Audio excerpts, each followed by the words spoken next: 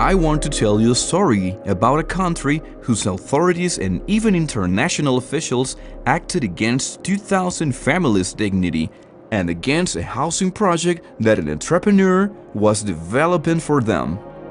This is the story about the European businessman Nico Nagy.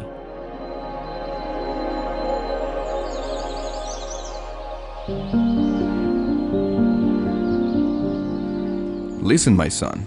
I want to tell you a story about a businessman who wanted to help thousands of Guatemalans by having their own little piece of land, and in the attempt, he lost all he invested and even was sent to jail. This is a case where some authorities and individual people got benefits and kept more than 2,000 pieces of land that were intended for low-income people. Wow, they kept 2,000 pieces of land? Why did they want that much land? They are very ambitious and greedy people, my son.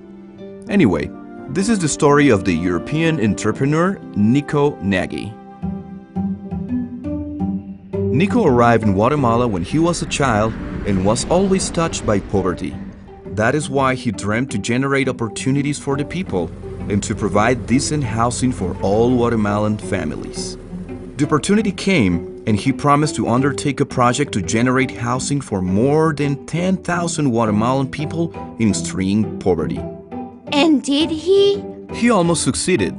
In 2007, Nico started two great visionary projects, La Esperanza and La Bendición. And how could it not be a blessing if everyone desires to have their own houses? Exactly. And with these housing projects will benefit people of the district of Mazahua and some other villages of the department of Escuintla, just 66 kilometers away from Guatemala City. The local community leaders were excited and told Nico to help them by requesting a subvention to the state of Guatemala.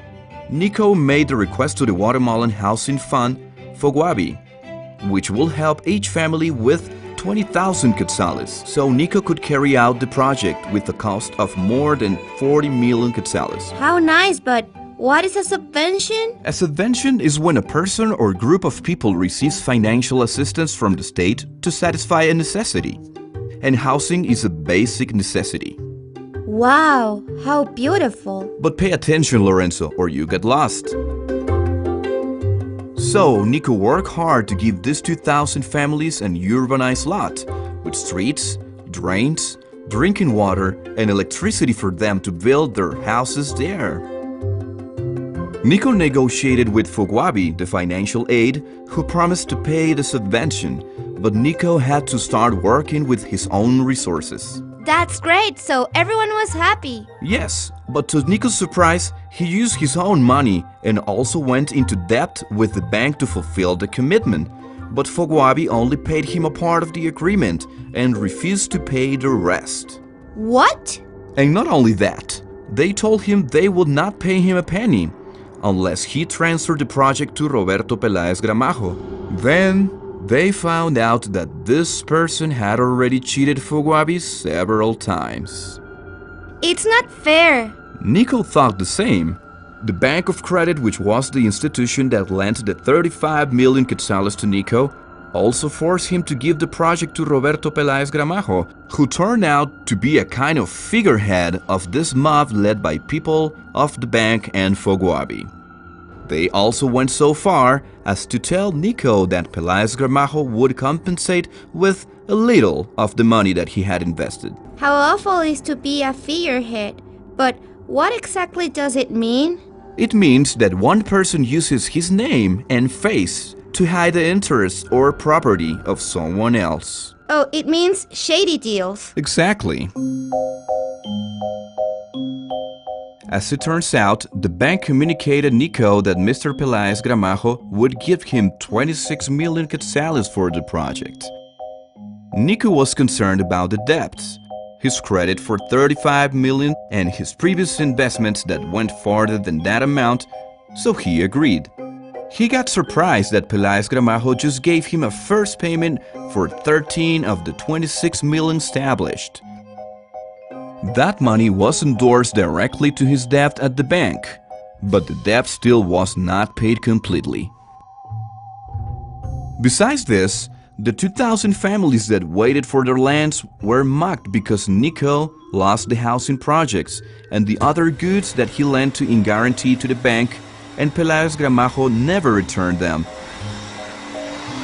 After all, it was established that the authorities of Foguavi and Bank of Credit acted with treachery, premeditation, and advantage. Wait a minute, now I got lost. What all that means? It means that they acted in bad faith, planning in detail the project's theft using their position at Foguavi at the bank to hold back the projects.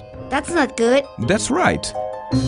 This turned out to be a criminal structure involved Foguavi's administration, apparently presided by the head Roberto Peláez, his collaborators Roberto Cobar and Julio Echeverría, who is a lawyer, member of the Bank of Credit and related to certificate several documents for Transurbano project and Bitkov Coutinho case.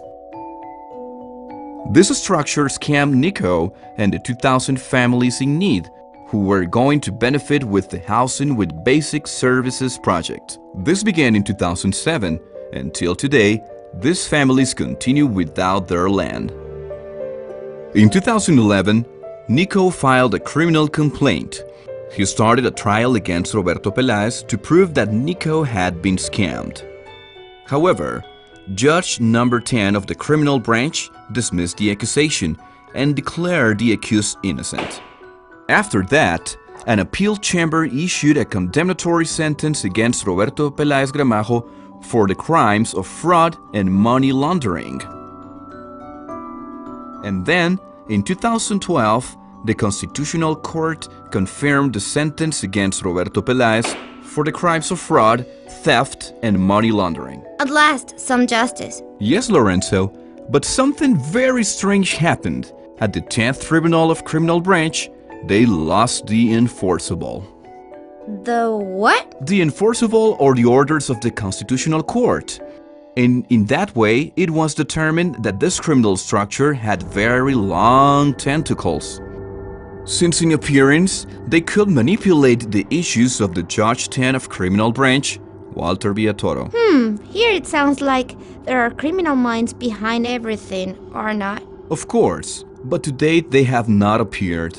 In October 2015, by order of the Attorney General, Telma Aldana, along with Mayra Vélez, Francisco Rivas, Glenda Aldana, Máximo Soberanis, they put up a great media show, using the media and giving a press conference, full of lies and without proofs, condemning Nico on social media, violating his presumption of innocence, his human rights, and due process. I can't believe it. But why, if Nico is the good guy in the movie? You're right, this really looks like a movie. Nico, a business person who invested millions of quetzales in a project that would benefit thousands of Guatemalan families, was now penniless. To the point that he arrived alone and without a lawyer at his first hearing, confident that justice would prove him right. However, he was sent to jail in Zone 18 because he didn't have money to pay the caution. Thank God, Nico obtained the money and managed to get out of jail about a month later. He denounced the irregularities to Attorney General's Office Internal Affairs and nothing happened. He denounced him with the Human Rights Office, where they told him that in this case there was nothing wrong. Oh, and what did Nico do then? In 2016, an official of the European Union took Nico to UN's Commission Against Impunity in Guatemala, CICIG, to present a complaint against Telma Aldana, Mayra Vélez, Francisco Rivas, Glenda Aldana, Máximo Soberanis, and other people involved. The complaint covered officials of the UNE, political party, and bank staff. Did they help him? That's what was expected, Lorenzo. But CICIG did nothing. Nico sent a lot of evidence and documents that proved these guys and even the Attorney General's office were guilty. CICIG turned out to be part or to be in favor of this criminal structure that politicized justice with selective investigations and prosecutions that defend corrupt and white-collar criminals. And know what? Sisik told Nico that they could not act against criminal structures inside the Attorney General's office. I can't believe it. Sisik, as a parallel entity, was not fighting impunity. They worked in impunity through illegal investigations and promoting big media scandals to present the alleged investigations. All this in complicity with Thelma Aldana. In the case of Nico, the Attorney General's office transferred the case to a liquidating attorney's office, where they changed the file number in order to hide and obstruct the truth. It was shelved, and Nico and the 2,000 families are still not receiving justice. I still don't get why the General Attorney's Office protects Roberto Peláez, Roberto Cobar, Julio Echeverría, and the staff of Foguavi, covering up all their crimes.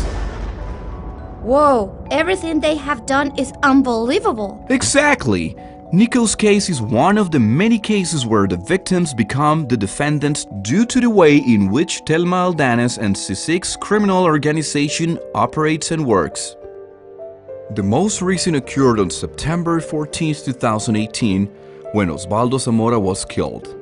He was a community leader who denounced the illegalities in the theft of the 2,000 pieces of land.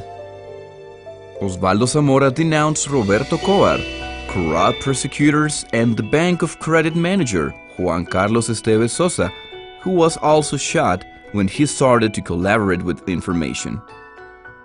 He remains in a vegetative state till now. Whoa, everything they have done is unbelievable. They treated Nico as a criminal and left the 2,000 families without their land to build their homes. Exactly. Now we know who the real criminals are. It went to the extreme that Sisik told Nico to get really good lawyers because in Guatemala, the truth not always wins. This is the final balance. Bank of Credit obtained around 120 million quetzales.